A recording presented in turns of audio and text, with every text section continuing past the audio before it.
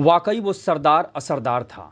वो नेता नहीं, हमेशा राजनेता रहा। कभी चुनाव नहीं लड़ा, लेकिन अर्थव्यवस्था के मोर्चे पर कैसे लड़ा जाता है, उसने जो लकीर खींची, अब तक सभी उसी पर आगे बढ़ रहे हैं। जी हाँ, देश में उदारीकरण का सबसे उदार चेहरा रहे मनमोहन सिंह अब इस दुनिया में नहीं है। 92 साल का लंबा सफर तय करते हुए उन्होंने 26 दिसंबर 2024 को दुनिया को अलविदा कह दिया। लेकिन देश हित में उठाए गए उनके कई कदम भारत ही नहीं, दुनिया याद रखेगी। वैसे शख्सियतें कोई भी हों, अगर उनके काम की तारीफें हुई तो आलोचनाएं भी हुई, और मनमोहन सिंह भी उससे अछूते नहीं रहे। उनके बारे में ये मशहूर रहा कि वो खुद कम ही बोले, लेकिन उनका काम बखूबी बोला। हालांकि ये वही मनमोहन सिंह भी थे जिनके प्रधानमंत्री रहते घोटालों की इतनी सुर्खियां बनी कि लगा जैसे देश में चौतरफा घोटाले के सिवा कुछ और होता ही नहीं। फिर भी ये वही मनमोहन सिंह थे जिन्होंने वित्त मंत्री के तौर पर भारत के लिए ऐसे ऐसे फैसले लिए जिसने देश की तस्वीर और तकदीर को बदल कर रख दिया। और भला हो उस समय के प्रधानमंत्री नरसिम्हा राव का, जिन्होंने मनमोहन सिंह जैसे हीरे को एक जौहरी की तरह परखा, और फिर जो नतीजे सामने आए उसने देश ही नहीं तब दुनिया को भी चौंका दिया था।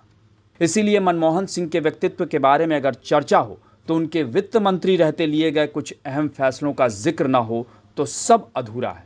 इसीलिए वित्त मंत्री के तौर पर मनमोहन सिंह के व्यक्तित्व की ये बातें बहुत महत्वपूर्ण है। यही कोई 90 का दशक था। तब राजनीतिक उठापटक, बोफोर्स घोटाला, राम जन्मभूमि आंदोलन, आरक्षण की आग, या कहें तो मंडल कमंडल की सियासत के साए में देश की अर्थव्यवस्था भी पटरी से उतर चुकी या फिर चौपट हो चुकी थी। 1991 के आम चुनाव के दौरान ही पूर्व प्रधानमंत्री राजीव गांधी एलटीटी आतंकवाद के शिकार होकर दुनिया छोड़ चुके थे, और कांग्रेस ने सत्ता में वापसी की थी, और देश की बागडोर अब नरसिम्हा राव के हाथों में थी। और उन्होंने तब दुनिया के जाने माने अर्थशास्त्री रहे मनमोहन सिंह को अपनी सरकार में वित्त मंत्री बनाया। और फिर मनमोहन सिंह ने जो फैसले लिए वो देश के लिए जैसे नज़ीर बन गए।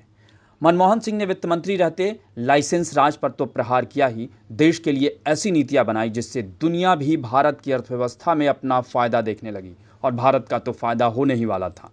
देश में विदेशी निवेश के लिए नया माहौल बना, और फिर ग्लोबलाइजेशन से लेकर प्राइवेटाइजेशन के ऐसे दौर की शुरुआत हुई जिसके बाद भारत ने पीछे मुड़कर फिर कभी नहीं देखा।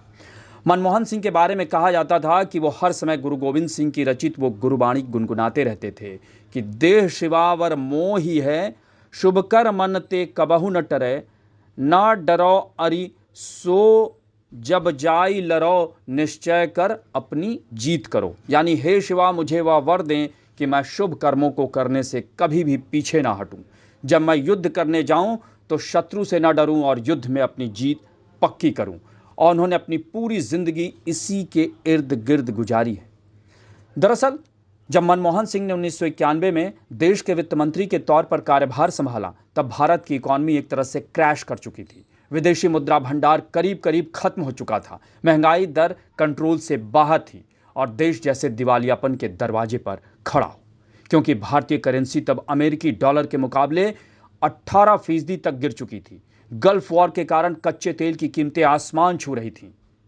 तब भारत के पास महज 6 अरब डॉलर का फॉरेक्स रिजर्व बचा था, जो ज़्यादा से ज़्यादा 2 हफ्ते के लिए ही था, जबकि राजकोषीय घाटा करीब 8% और चालू खाते का घाटा 2.5% पर पहुंच गया था। तब 24 जुलाई 1991 को तत्कालीन वित्त मंत्री मनमोहन सिंह का बजट पर दिया ऐतिहासिक भाषण यादगार कहा जाता है। उन्होंने आर्थिक उदारीकरण के लिए बड़े कदमों का ऐलान किया था। मसलन कॉरपोरेट टैक्स की दरों को 5 पॉइंट तक बढ़ा दिया गया। इंपोर्ट यानी आयात शुल्क को 300% से घटाकर 50% कर दिया गया। सीमा शुल्क को 220% से घटाकर 150% किया। आयात के लिए लाइसेंस प्रक्रिया को आसान बनाया गया। निजी कंपनियों को इंपोर्ट की आज़ादी दी गई। विदेशी निवेश की सीमा बढ़ाई गई। कॉरपोरेट टैक्स बढ़ाने और टीडीएस की शुरुआत का ऐलान किया गया। साथ ही म्यूचुअल फंड में प्राइवेट सेक्टर की भागीदारी को मंजूरी दी गई। यही नहीं, खत्म होने के कगार पर पहुंच चुके विदेशी मुद्रा भंडार में इजाफा करने के लिए भारतीय रिजर्व बैंक द्वारा बैंक ऑफ इंग्लैंड समेत अन्य संस्थानों के पास भारतीय सोना गिरवी रखने का फैसला किया गया और लगभग 60 करोड़ डॉलर की रकम जुटाई गई। यानी देखा जाए तो भारत में विदेशी निवेश और उदारीकरण का रास्ता खुला और देश अर्थव्यवस्था के मोर्चे पर तेजी से दौड़ने लगा। और उसके बाद जो भी सरकारें आईं वो अर्थव्यवस्था के मामले में मनमोहन सिंह के दिखाए रास्ते पर ही चली और अब भी उसी पर चल रही हैं।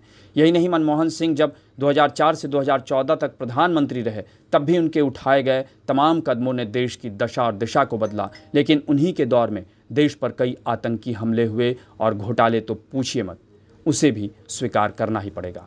आपको हमारी रिपोर्ट कैसी लगी उसे कमेंट बॉक्स में ज़रूर बताएं और अन्य खबरों से अपडेट रहने के लिए बने रहें हमारे साथ, क्योंकि हम हैं बुलंद भारत टीवी, ताकत आपकी।